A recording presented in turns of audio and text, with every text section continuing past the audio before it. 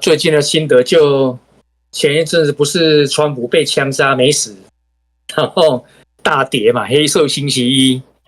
对，然后之前我很喜欢用追踪止损的策略，那一阵子滴滴非常严重，可是老实说那不严重，我个人是觉得，我蛮不喜欢的。你回档幅度不大，你才回10%几而已呢。10%几，其实我受不了呢。那就是你的风险承受度比较低啊。对啦，但是其实整个账户还是赚钱的啦。但我不喜欢这样，因为其实我比较怎么讲，风险比较大。我是用了两组投资策略组合上去啦，所以会有同时进或同时出的这些策略，那它就会同时赔掉。你讲的滴滴就是这里嘛，这边嘛。对，7月9号开始嘛，然后回到这里嘛，对不对？对，没有错。回到8月，这是1个月嘛，对啊，本来是获利27%，变成获利21%，其实你的回档幅度也才7%而已啊。是啦，可是当你看见所有的策略都在赔钱的时候，你会觉得怪怪的。好，那你分享一下这个时候你做了什么事情？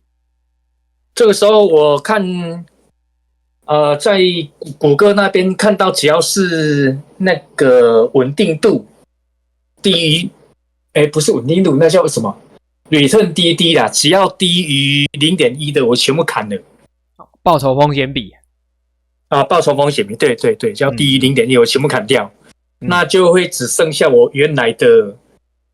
最原始的4只纳斯达克在跑，那4只纳斯达克我就去看它的交易，为什么这段时间它都不会赔钱，也都完全没有下单，那他每次只要有下单就一定会赚钱，我就不懂，其实我有点忘记我当初是怎么做的，因为电脑我重灌过，没有那个笔记已经不见了，所以我去比较我后来开发的和那4只去比较看看。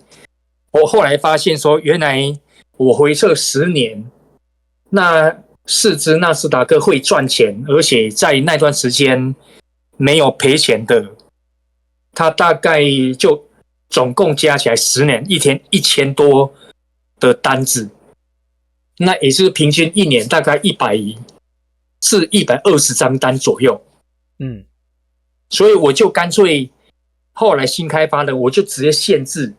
1年只要高于120张单的，我全部都不要。